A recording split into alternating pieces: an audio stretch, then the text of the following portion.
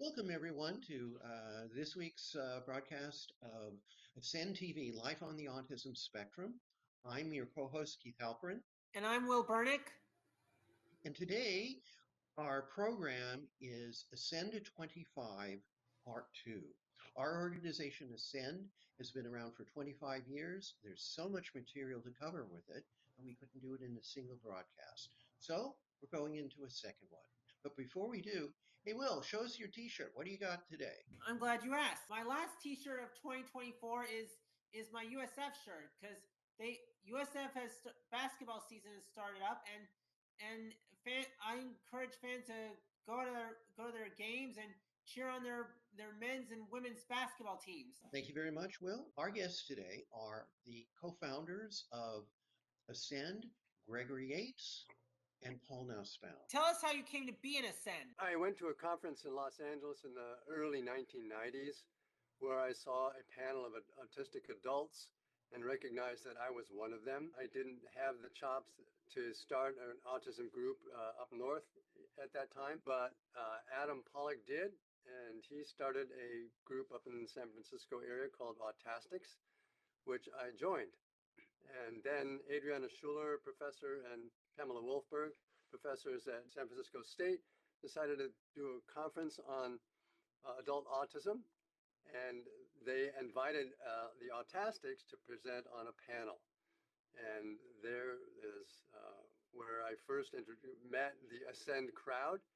The atmosphere at that conference was electric, and we decided right after that meeting that we were going to be an organization, a group, and that's what became Ascend, and that's how I made my way to Ascend. Tell us how you came to be an Ascend. So I came to Ascend because I was struggling with the autism Asperger's issues for half my life, and I didn't even realize it. I was just struggling with brick wall after brick wall, namely with the social disconnect issue and with employment and just fitting in socially in general. And then I found out about Ascend. I found out about I was on the panel at the first panel at San Francisco State back in 1999, and then that was really amazing.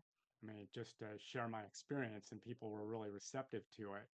And then right after that, we had a meeting, and then Ascend was born.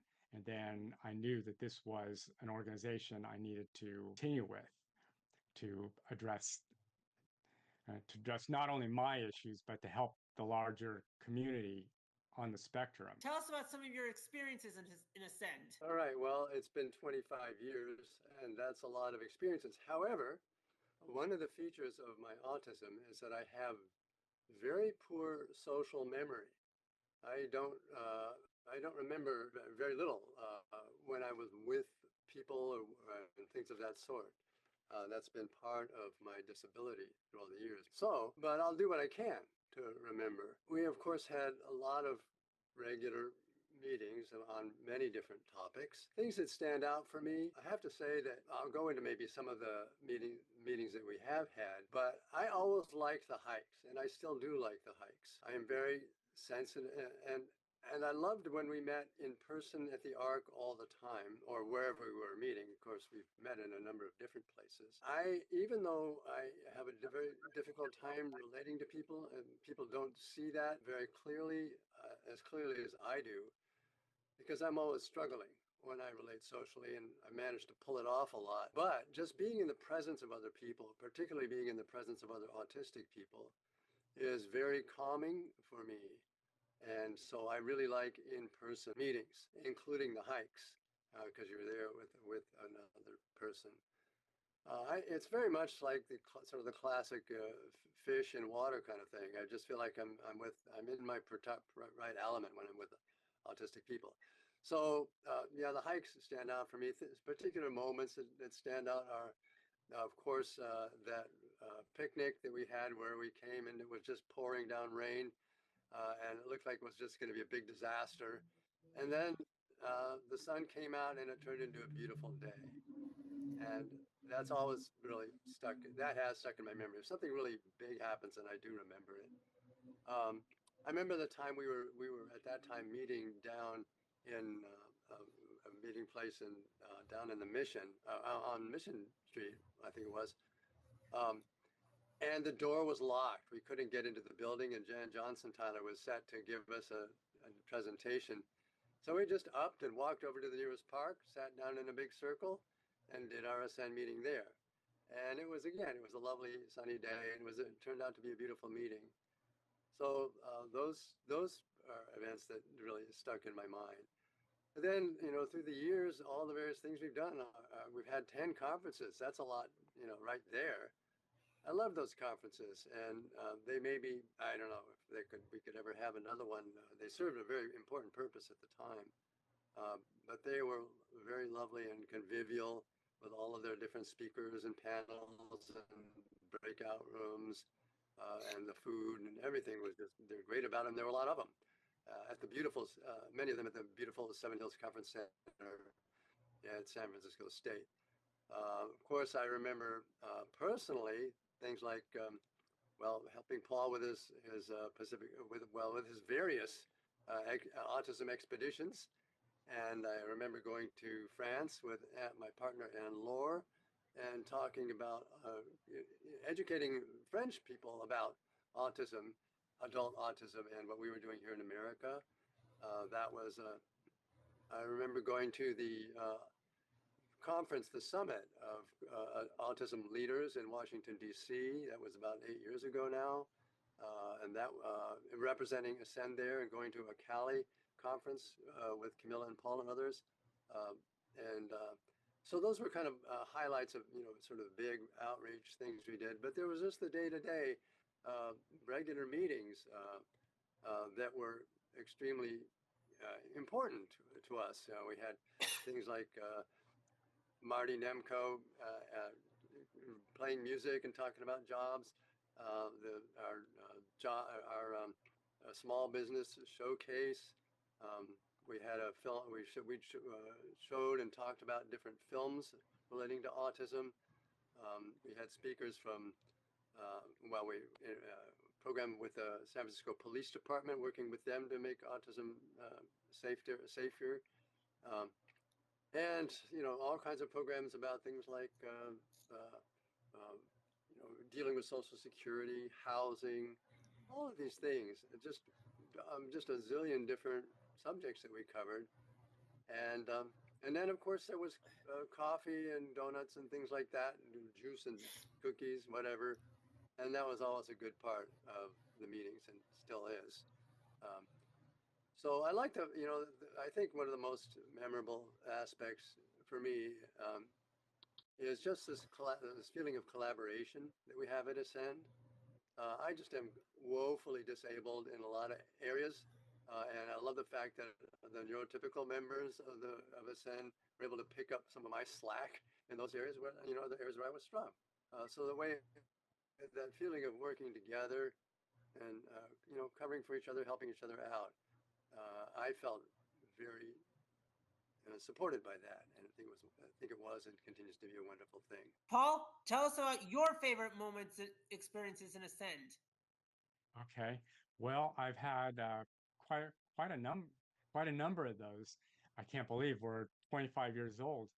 And one of the highlights was starting the group back in 1999, and I didn't realize it at the time how significant that was going to be. And then all those meetings that we had, I think for me at those meetings, making connections, the socialization, I mean, connecting to people, connecting to like-minded people, to people that were struggling with the same issues that I was, and being able to get away from my own disconnect, and being able to make those connections, and just having the informal meetings, the speakers that we had at all those meetings, all those in-person meetings on the various significant topics related to what people struggle with autism, and also to improve to help improve our lives. And I found those very significant. The conferences, all those conferences that we did, I mean, were just amazing. And just that we were able to have those, and we have to thank San Francisco State for that, and the people that we connected with, all the connections that we made all over the country and around the world. And for me, one of my big highlights, probably as you know, was my Trans-Sierra expedition. Just the whole project from start to finish, from its inception to the finish. And I remember when I first presented that project, and everybody was skeptical, and I had a vision that this needed to be done and I needed to carry it out. So I just having that energy and that, I mean, and that clear-mindedness to carry that out and to negotiate the roadblocks and to be able to see that through. And I remember I got a vision for that project in 2004 when I was at a conference up in Seattle and saw all the struggles that people on the spectrum, including myself, were going through. And hey, I could relate to this and I need to do something. And that's where I came up with the idea of the Trans-Sierra expedition and everything that transpired on that. And everything about that project was a real highlight, from its inception to actually carrying through the expedition and almost losing my life, almost slipping off one of those ridges and going down a 300-foot slope and catching myself just before I went down, and then being able to survive that, finish that expedition, and then later on being able to do that presentation at our follow-up conference in that same year on that expedition, being the keynote. That was a highlight. And then can't believe that was like 19, yeah, that was going to be 19 years ago. And then after that, then just all the projects that we did. We were involved with AGI. We did some stuff with them. I mean, it wasn't Ascend, but they did a lot of related stuff. And then that's how we made contacts, like with people that we brought to our conference in 2000, I think it was 16. Uh, Sandra Williams, who is a major player in the autism community, and how we ended up at Ocali and then going to Ocali and doing that in 2016. That was a major uh, highlight. And Yeah. now doing the whole Pacific Crest Trail project, which I'm almost done with now, and now I'm working on a memoir on the whole thing. And so those are the major highlights. And then now, one of the things I commend our group for was being able to keep going during the pandemic, and we were able to do Zoom meetings, which wasn't quite the same, but at least it was a consolation to the real thing, and at least we were able to still keep connected. And some of those have been really good as well. And I think the 25th anniversary was a highlight as well, what we just had, and being able to reconnect with people that really helped us in the early years. And now we're looking ahead to the future, and I'm excited about that. Greg, you've been around since the beginning, so I'd like to ask, from your perspective, how has Ascend changed and grown over the last 25 years? And secondly, how over the past 25 years has Ascend let you change and grow? Oh, good questions. Okay. Well, you have to remember that when Ascend started, almost no one in America had heard of autism, and the people who had heard of autism couldn't fathom that autistic children became autistic adults. So it was a really different landscape that we were operating in at Ascend. And a lot of our early efforts in Ascend focused on education, just getting the word out. And I would say that along with many others across the country, we have succeeded gangbusters. Everybody's heard of autism, and everybody knows there are autistic adults. When I say everybody, I think I think a majority of the American population knows that now. It's been featured on so many television programs. Uh, so, and of course, with COVID, that really changed the whole flavor of our meetings going online. So that's been a big change. And as I've said, I feel that Ascend has we've kind of picked the low hanging fruit, and that now we've moved on to a section of our orders that's more meatier, a little harder to do. Now, as far as how it's helped me change, well, first of all, it's been a refuge for me, a place where I can be autistic and not ashamed about that. And however, I'm still autistic, and it's still a struggle for me. So in some ways, there's change yet to happen, I suppose, either in the form of changing or just accepting the difficulty. So that's pretty much what I'd say about that. Thanks. Thank you. Paul, your perspective and the change and growth over the past 25 years for Ascend and how it's affected you too. Okay. So for me, I think Greg speaks to a lot of what I would share, and also for me, one of the big things was the first thing was my own awareness of my own issues, and that was a really hard struggle because I went through half of my life on the spectrum and not even realize I had it, and of course at that point, this was back in the 60s, 70s, 80s, 90s. The rest of society had no clue of it either. And so I was just struggling through life.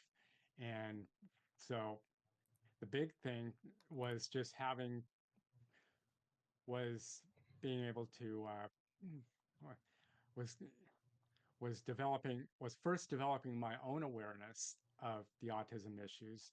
And then after that, being able to develop it on a broader, being able to develop, see the awareness and develop the awareness on a larger scale for society, getting the word out. Once, I mean, for me, once I had more of my own perspective of it, and then sending it and educating people as to what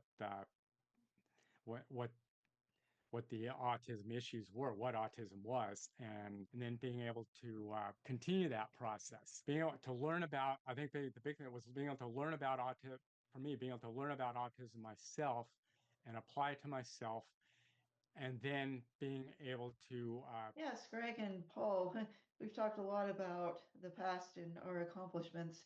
What do you hope ASEND will be able to do in the next 25 years? As I said, I think that to the extent anything was ever easy in the autism advocacy world and education and networking and development, I think we've done the easier stuff, and that what lies ahead is a little more difficult.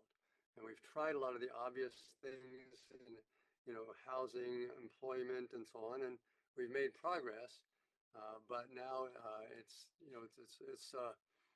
a little more effort's going to be involved going forward. I just cherish the basic structure of Ascend, this meeting of autistic adults, family members, and professionals. I think it's a very powerful model, and it continues to be unusual in that way. So I feel strongly that we want to keep that robust moving forward. And that's going to involve bringing in new participation and new leadership. I think particularly involving the younger autistic adults now who did not grow up with the great stigma of autism, and trying to bring them into more involvement with Ascend is important. And then continuing to represent the interests of family members and professionals in our programming. So those are some things that I would like to see going forward. We'll now hear the perspective of our cultural correspondent, Stacy Kennedy. I got involved with Ascend around 2009 or so. It was thanks to a therapist I was seeing at the time. She gave me Camilla's number, and I spoke to Camilla on the phone. she mentioned one other group besides Ascend called Autistics, and Greg Yates has brought that up a lot, and Adam Pollock was the leader of that too. And then since then, I started to really get involved with Ascend more as well, and I've been in touch with them. I've been a part of them since 2009 and felt right at home with them. And I felt like my life has changed in a lot of ways for the good because of Ascend, and really seem to accept me for how I am and other parts of me, especially whatever I decide to do, like for work, and what I decide to do, like as, you know, staying still with my parents or so. And they seem to understand that and still support me and respect me, and I to others as well. The highlights of Ascend for me is that just letting me sing at events and really getting to know me that way, and the people that I've met as well.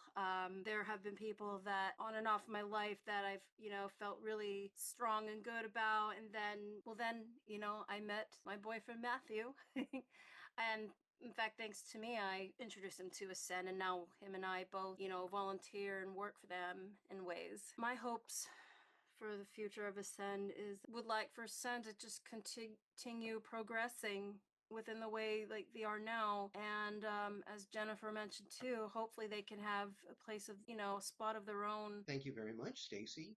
And we'll now hear the perspective of our book correspondent, Jennifer Brooks. Yeah, a friend of mine read an article, I think it was the San Francisco Chronicle, about one of Mike's books being published. Yeah, and it mentioned one of those April breakfast parties that we used to have at the Arc. I miss those. I wish we could do them again. I decided to go there. At least it would be a place where they wouldn't reject me because my social skills are less than perfect. I met a lot of very good people there. The first person I met was Camilla. Met somebody, he came there with his Scrabble board and was looking for someone to play with. We played a game and it was fun. I've been with Ascend ever since. I enjoy parties at the Arc, hiking, and the fact that I'm involved with this TV show. Mostly it's the fact that it's a place where I can go where I have friends who I know will accept me. My greatest hope is that AASCEND will be able to get a home of its own. As wonderful as the Arc has been, I think it would be really important to have our own space where we can have gatherings and even a library. As you know, I have a very large collection of books, but I don't have as a very large collection of bookshelves. That would be my dream, to get AASCEND a place of its own and then donate my books to build a library. We'll now hear again from our co-host, Will Burnick. I started with Ascend back in 2011. I saw an ad for it online, and then I looked fun, so I just decided to join. And then I heard they have a picnic every year, so I decided to be a part of it. And then I met a lot of interesting people, so I just became a regular member. And from then on, and in 2015, they started their own TV show, and they made me with a co-host. So I've been co-hosting the TV show ever since. Thanks again, Will. And now, last and certainly not least, we'll be hearing from our executive producer, Amanda. Tell us about your background with Ascend. I came to Ascend at 2013 through a recommendation from my partner Stacy Kennedy, because at the time I was re-diagnosed with autism, being on the spectrum, and then I discovered a panel where they had panelists talking about their life in high school and getting paid to do it. And then eventually she introduced me to Ascend, where I've been their executive producer for their TV show Life on the Autism Spectrum. I couldn't be happier due to this being an opportunity to use my skills as a background in broadcasting. And I can't be more happier to be working with and being part of this community. What are some of your highlights of Ascend? Mostly the picnics, the parties, the gatherings, and